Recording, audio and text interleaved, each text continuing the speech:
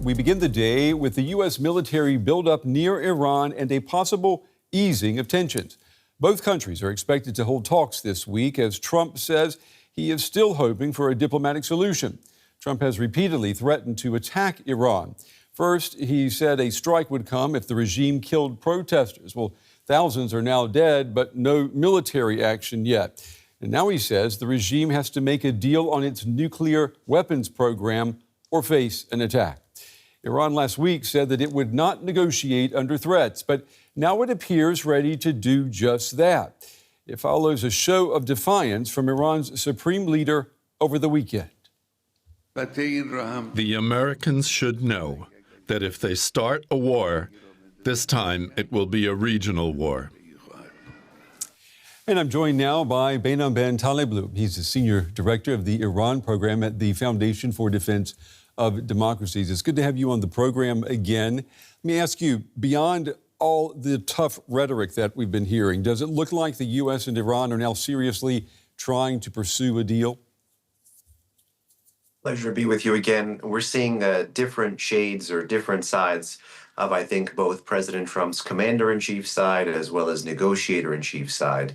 No doubt the president has always been interested in some kind of a peaceful resolution, not just to the Iranian nuclear program, but in general, the threat from the Islamic Republic in the region. The challenge is, of course, that in the month of January, he not once, not twice, but 8 or 9 times, depending on how you count and what source you used, drew a red line over domestic and humanitarian issues, particularly over the state's crackdown against society, leading to over 36,000 dead. So the red line that President Trump drew had nothing to do with what negotiations are reportedly being entertained about right now, which is about the nuclear issue, which is allegedly about the missile and the transnational terrorism issue. So I don't see how there could be any kind of nuclear deal off-ramp to a major domestic humanitarian catastrophe. But nonetheless, that is the direction, of course, major news is reporting in, that many status quo countries in the region are trying to tempt the Trump administration with diplomacy to try to avert what they believe is a larger regional war headed their way. So I want to make sure I read you right. You don't think that the president has these 3 preconditions for resuming talks that are being reported. Is that correct? I don't even see them necessarily as preconditions. Those are what you would want to get at the end state of an agreement. What I'm saying right now is no agreement should be pursued or realistically could be pursued with the Islamic Republic because the actual reason for a red line being drawn had nothing to do with nuclear, had nothing to do with ballistic missiles, and had nothing to do with terrorism.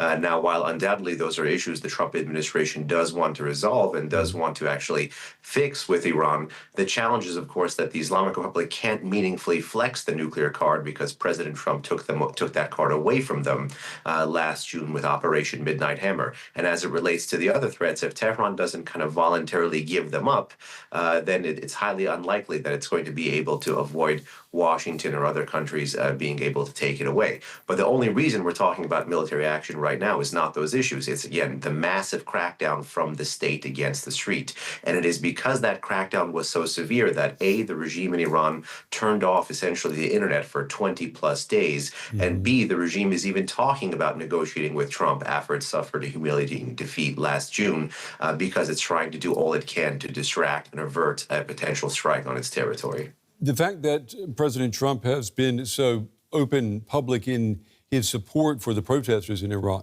do you think that at the end of the day, it has already resulted in the regime cracking down even more brutally on the public? I mean, has he, in trying to help them, actually hurt the Iranian people?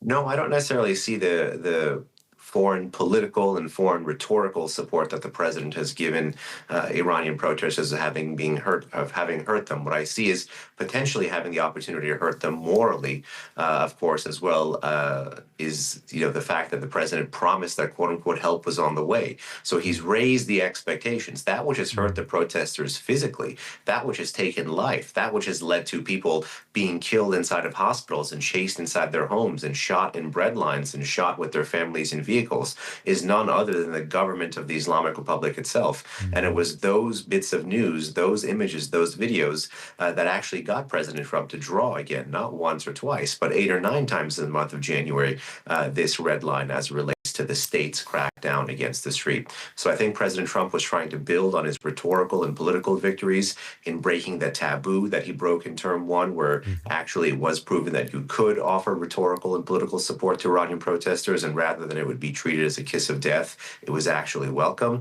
But the challenge is right now, because he's touched the issue so much, he's made it a U.S. national security issue. It is now tied to his political legacy, American moral credibility, and as well as American strategy in the region.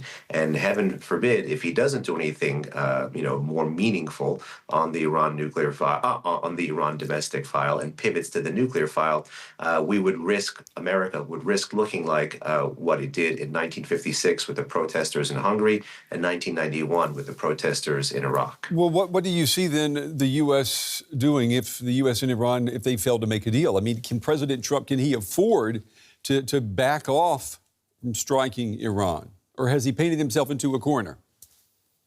I do not believe the president can afford to entertain diplomatic options with the Islamic Republic at this point. I fundamentally do not think both the nature of the threat as well as the number of times U.S. credibility has been intermingled with this issue, as well as the unprecedented crackdown from, again, the state against society. These numbers that are coming out now, anywhere from 36 to 40,000 killed in this short period of time during these protests while the internet is shut down, is unprecedented, not just for the 47-year history of the Islamic Republic, but roughly in the past 1.5, 2 centuries of contemporary Iranian history.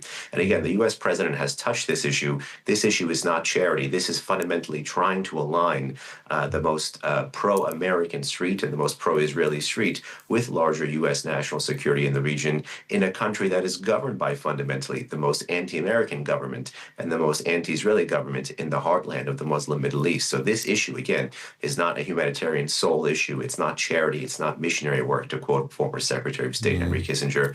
This is about, will America align ways, means, and ends on Iran, given the chasm that exists between state and society? So I don't think there's any diplomatic off-ramp here.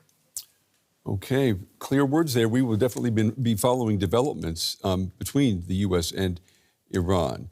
Behnam Taleblu, as always, we appreciate your time and your insights tonight. Thank you.